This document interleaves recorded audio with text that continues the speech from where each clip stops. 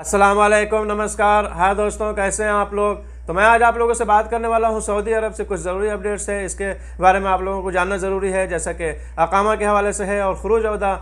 को एक्सटेंड कराने के हवाले से है। जिस तरह आप अगर से छुट्टी गए हैं और वक्त पर नहीं आने की सूरत में, यानी तो और ज़्यादा आप जो है तो वहाँ रुकना चाहते हैं, तो ये सहूलत मुहैया है कि आप जो है तो एक्सटेंड करा सकते हैं। लेकिन इसका की शर्त जो है इसके अकामे के वैलिडिटी के साथ मशरूत है, यानी कि अकामा आपका कितना वैलिड होना चाहिए तो एक्सटेंड यहाँ से किया जा सकता है। आपको अपने देश में, अपने मुल्क में रहते हुए सऊदी अरब से आपका कफील जो है तो उसको एक्सटेंड कर सकता है। तो ये अकामे की मुद्दत के हवाले से सवाल किया गया है। उसके अलावा हुरूफ के हवाले से सवाल है कि क्या कफील जो है फाइनल एग्जिट लगाने के बाद भी हुरूफ फाइल कर सकता है या नहीं कर सकता है। तो इसके हवाले से क्या जवाब दिया गया है, इसके बारे में बात करेंगे। और यहाँ पे अकामा एक्सपायर होने के हवाले से भी है कि अगर से अकामा एक्सपायर हो गया तो कितना दिन नहीं बनने पर जो है तो फ़ाइन लगता है और कितना फ़ाइन लगता है। तो इसके हवाले से ये सब कुछ डिटेल्स में बात करने वाला हूं, तो आप लोग वीडियो पूरी देखें ताकि सही जानकारी हो सके। और अगर अभी तक चैनल को सब्सक्राइब नहीं किया है तो प्लीज़ सब्सक्राइब कर दें, बेल आइकन को प्रेस कर दें ताकि आप लोगों तक इस तरह की इन्फॉर्मेटिव वीडियो पहुंचती रहे। यहाँ पे एक बात मैं ऐड करता चलूँ कि जब भी इंसान जो है तो कदम आगे बढ़ाता है या कुछ करने की कोशिश करता है तो जाहिर सी बात है उसे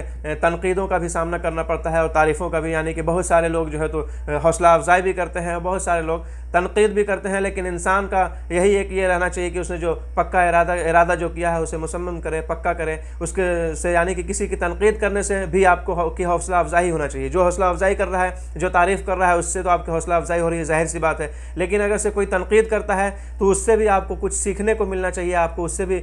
यानी कि बुरा ना मान के उससे भी कुछ हासिल करना चाहिए और अपने अंदर सुधार करने की कोशिश करना चाहिए। आइए सबसे पहले बात करते हैं छुट्टी बढ़ाने के हवाले से, आपका एग्जिट री-एंट्री एक्सटेंड करने के हवाले से। जैसा कि पता है कुछ पहले वीडियो में मैंने बताया था, अगर से आप लोगों ने देखा होगा तो ठीक है, नहीं तो आई बटन से देख सकते हैं या मैं डिस्क्रिप्शन में लिंक दे दूंगा कि इसके हवाले से फ़ीस भी जो है तो डबल कर दी गई है। पहले अपने मुल्क में रहने के बावजूद भी जो है तो फ़ीस सेम लगती थी, यानी कि एक महीने की 100 रियाल के हिसाब से ही लगती थी। लेकिन ये फ़ीस जो है तो अब डबल कर दी गई है और अकामा की भी फ़ीस डबल कर दी गई है। और यहाँ पे इसी हवाले से सवाल है, एक शख्स ने सवाल किया कि मेरे अकामे में जो है तो 80 दिन बाकी है, क्या जो है तो मेरी छुट्टी एक्सटेंड हो सकती है, यानी कि छुट्टी बढ़ाई जा सकती है या नहीं बढ़ाई जा सकती है। तो यहाँ पे जवाज़ात की तरफ से इसका जवाब देते हुए बताया गया है कि अगर से आप बैरून यानी कि ममलकत से बाहर हैं, छुट्टी पर हैं, तो आप अगर से एक्सटेंड कराना चाहते हैं एग्जिट री-एंट्री को अपने, तो इसके लिए ज़रूरी है कि अकामे में कम से कम 90 दिन टाइम हो। जैसा कि अगर से ममलकत में रहते हुए की बात की जाए तो 6 महीने से ज़्यादा होने पर महीनों के हिसाब से छुट्टी लगती है और 6 महीने से कम वैलिडिटी होने पर दिनों के हिसाब से, यानी कि आपके अकामे में अगर से कम भी दिन होगा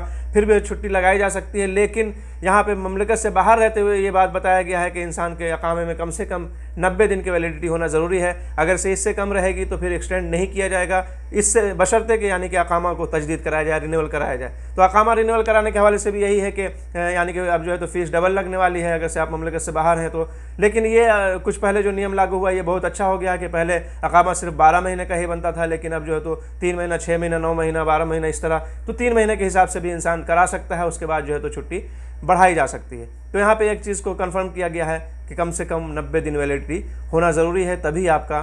वीज़ा जो है तो एग्जिट री-एंट्री वीज़ा एक्सटेंड किया जा सकता है। अब बात करते हैं बहुत ही इंपॉर्टेंट ये हुरूफ के हवाले से। तो यहाँ पे सवाल ये किया गया है कि क्या कफील फाइनल एग्जिट लगाने के बाद भी हुरूफ फाइल कर सकता है या नहीं कर सकता है। तो यहाँ पे मैं आप लोगों को बताता चलूँ, जैसा कि जवाज़ात की तरफ से जवाब दिया गया है कि अगर से एक वीज़ा जारी हो गया, यानी कि आपका जो फाइनल एग्जिट वीज़ा है वो लग गया, तो फिर ये कफील की जिम्मेदारी है कि आपको यहाँ से रवाना कराए। जैसा कि 60 दिन का टाइम भी रहता है, 60 दिन के अंदर अंदर जो है तो आपको यहाँ से जाना होता है, तो वो कफील की जिम्मेदारी है। अगर से किसी सूरत में कारकुन यानी कि वर्कर जो है तो जाना नहीं चाहता है, नहीं जाता है, तो इस सूरत में कफील को एक काम सबसे पहले जो है तो फाइनल एग्जिट को कैंसिल कराना होगा, उसके बाद ही हुरूफ फाइल कर सकता है। फाइनल एग्जिट जब तक कैंसिल नहीं होगा हुरूफ फाइल नहीं हो सकता है। हालांकि अगर से हुरूफ के हवाले से बात किया जाए तो अब गैर मुल्कियों के लिए ये बहुत बड़ी राहत है, जैसा कि मैंने एक वीडियो में बताया है। आप लोग आई बटन से देख सकते हैं और डिस्क्रिप्शन में लिंक भी मिल जाएगी, वहाँ से भी देख सकते हैं। ज़रूर देखें कि अब जो है तो पहले जैसा नहीं है कि हुरूफ फाइल हो गया तो इंसान को जो है तो बहुत कम टाइम रहता था, जो कि कफील अपनी मर्जी से अपने सिस्टम से 15 दिन के अंदर में हटा सकता था। उसके बाद केस मुकदमा ये वो बहुत ही लोचा था। लेकिन और यहाँ नहीं तो फिर आपको लास्ट में तरहील के ज़रिए, डिपोर्टेशन सेंटर के ज़रिए जाना पड़ता था, जिसके बावजूद जो है तो सभी को पता है कि इंसान ताहयात यानी कि ज़िंदगी में कभी कभी भी वर्क वीज़े पर नहीं आ सकता है, किसी भी वीज़े पर नहीं आ सकता है ममलिकत में हज उम्रा का वीज़े के अलावा। तो यहाँ पे सबसे यानी कि सहूलत वाली बात ये कर दी गई कि अब जो भी गैर मुल्की का अगर से उसका कफिल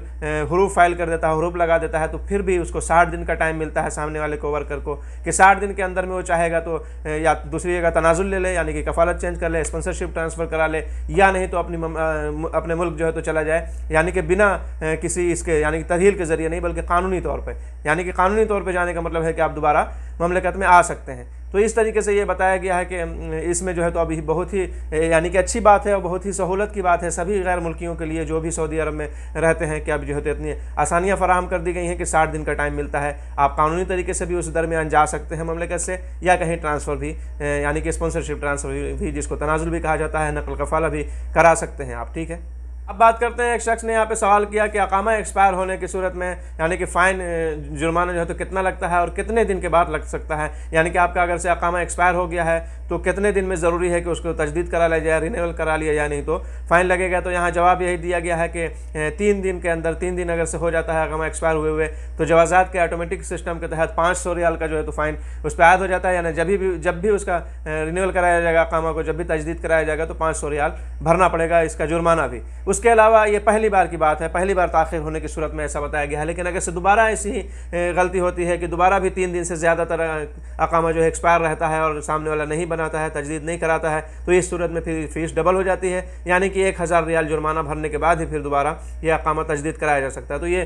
3 दिन का ही टाइम है यहाँ पे, 3 दिन के बाद जो है तो ऑटोमेटिक सिस्टम, जवाज़ात का जो सिस्टम है ऑटोमेटिक सिस्टम से जो है तो वो फ़ाइन आप पर जो है आयद हो जाता है। आप पर क्या, यानी कि अगर से कफिल को बनाने तब भी जाहिर सी बात है पहली बार में 500 और दोबारा में जैसा कि डबल फीस करने की बात बताई गई है कि 1000 फ़ाइन जुर्माना भरना पड़ेगा, उसके बाद ही जो है तो अकामा तजदीद कराया जा सकता है।